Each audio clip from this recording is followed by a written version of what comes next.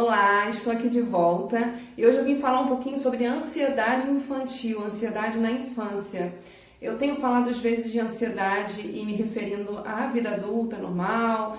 Acredito que o último vídeo eu falei sobre ansiedade na adolescência, alguns sinais que são importantes, orientando aí os pais, os responsáveis a como observar aquilo dali, entender a importância do tratamento, do acompanhamento, quando a gente não consegue lidar com isso sozinho em casa.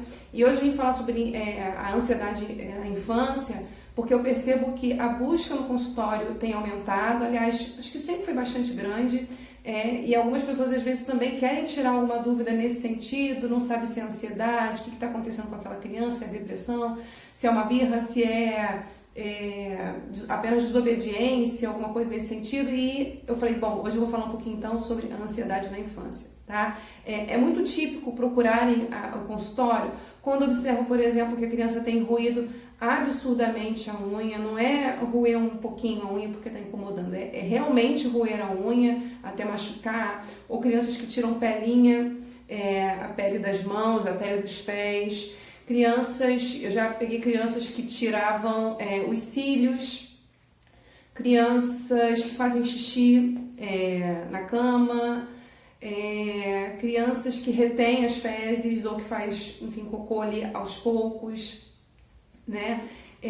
E se a gente parar para pensar nisso tudo, o adulto realmente começa a ficar um pouco preocupado, né? Uma coisa é você ter, às vezes, até aqueles sintomas ali de forma separada, mas aí quando vem o pacote combo, eu diria, com várias informações, vários comportamentos que causam estranheza nesse responsável, realmente causa um desconforto para os pais, um desconforto para os responsáveis que cuidam daquela criança. Uma coisa importante, nenhum roer unha, nenhum xixi na cama à noite, ou nenhum controle firme ali das fezes, né, de fazer um pouquinho, ou então de não fazer cocô. Eu já atendi criança que segurava as fezes por uma semana, por exemplo, né? E nada disso ele vem do nada. Se vem do nada, na realidade, é porque foi algo muito específico que aconteceu naquele momento ali, uma questão familiar, uma questão na escola, e que veio de uma forma muito forte e faz com que a criança reaja dessa maneira. Mas normalmente essa criança ali, desde enfim, seus 2 aninhos de idade, ou um pouquinho antes, um pouquinho depois, já apresentava alguns comportamentos demonstrando ali insegurança, medo, e aos poucos isso foi sendo construído em um nível de ansiedade maior do que aquilo que a gente entende que seja uma ansiedade normal. Então, às vezes a gente pensa assim, poxa, mas eu não observei nada do meu filho, só uns detalhes assim, não aconteceu nada. Mas vamos lá, vamos parar, vamos pensar em uma linha do tempo. Desde quando começou? Começou agora com 4 anos esses sinais. Vamos voltar ali 2 anos. Dos 2 aninhos dele para cá, até os 4 anos de idade.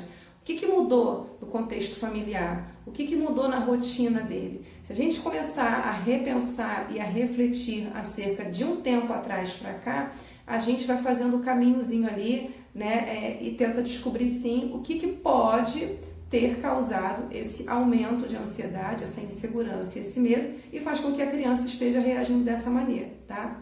É claro que existe também ali uma predisposição, pode ser que tenha uma mãe com um nível de ansiedade um pouco aumentado, um pai também, e a criança, ela se desenvolve naquele contexto familiar e ela retém alguns comportamentos para a vida dela, né? Porque faz parte da própria educação, né? Por isso que é tão importante a gente ser modelo ali para educar os nossos filhos, para que eles entendam o nosso melhor lado e reproduzam dessa maneira.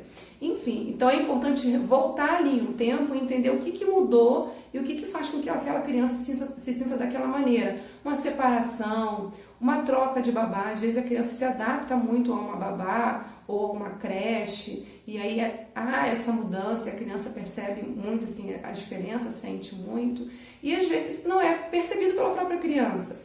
Às vezes o pai ou a mãe vai perguntar, mas o que está acontecendo? E a própria criança ela não se dá conta, ela não consegue lembrar desses detalhes. Então a gente, enquanto responsável, é que volta lá atrás para poder realmente avaliar.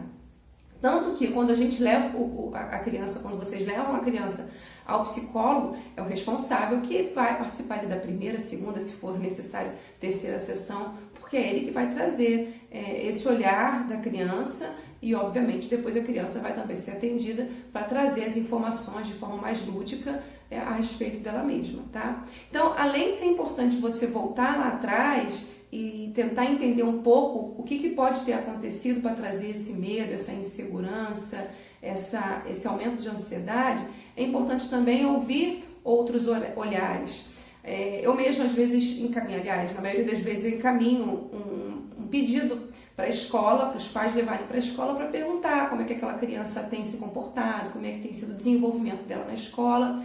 E é importante esse olhar da escola, é importante o olhar das tias, das professoras, dos professores, mas é muito importante, por exemplo, se esse pai ou essa mãe, essa avó, enfim, o responsável, disponibiliza de um tempo para ir até a cantina da escola, e abordar ali com os tios da cantina como que a criança tem estado, se eles perceberam alguma coisa, com o porteiro da escola, com uma madrinha que, mesmo que pegue uma vez por mês, por exemplo, porque às vezes a gente desvaloriza, né, o olhar de outras pessoas, quando na realidade essas outras pessoas podem trazer também informações que adicionem aquilo que a gente vem avaliando. Então, o roer unha de forma a machucar uma mãozinha, arrancar pele, arrancar, como eu disse, já peguei pacientes que arrancam cílios, arrancam cabelo, sem contar outros comportamentos, né, de ficar muito quieto num canto, de perder a fome ou ter muita fome, enfim, são vários os sintomas, várias as possibilidades. Mas se você percebe no seu filho um comportamento que te causa estranheza,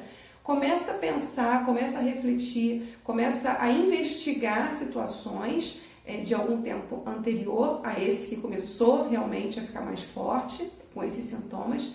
E se você perceber que está difícil para você, óbvio, procure ajuda, procure suporte, porque essa criança pode estar precisando ressignificar e entender ela mesma, se dar conta daquilo que ela está sentindo e colocar isso para fora de alguma forma. Bom, eu espero que esse vídeo tenha te ajudado de alguma maneira, e qualquer dúvida, qualquer questões que vocês queiram adicionar, é só colocar aí nos comentários, que assim que for possível eu respondo. Ou no e-mail que eu vou colocar aqui agora, se você se sentir um pouco mais confortável de enviar por e-mail. Tá bom? Muito obrigada mais uma vez e até o próximo vídeo.